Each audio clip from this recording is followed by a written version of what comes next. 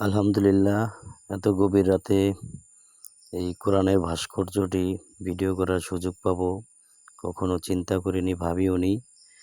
যাই হোক, একটু জরুরি কাজে এসেছিলাম গভীর রাতে বড় ভাইকে নিয়ে, তাই একটু ভিডিও করার সুযোগ হয়েছে। একবারে নিরিবিলি একটি পরিবেশ, কোনো যানজট নেই, মানুষ নেই, হই হুল্লা নেই। নিরিবিলি একটি সুন্দর একটি পরিবেশ। গভীর রাতে ভিডিওটা করে নিলাম আমাদের শরীয়তপুর জেলা ভেদেরগঞ্জ উপজেলার পরিষদের সামনেই কোরআনের ভাস্কর্য।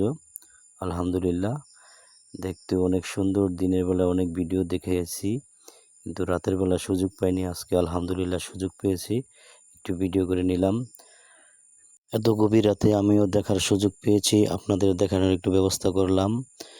আলহামদুলিল্লাহ, সবাই ভালো থাকবেন, সুস্থ থাকবেন এই প্রত্যাশায়। আসসালামু আলাইকুম রহমতুল্লাহি ওয়া বারাকাতুহু।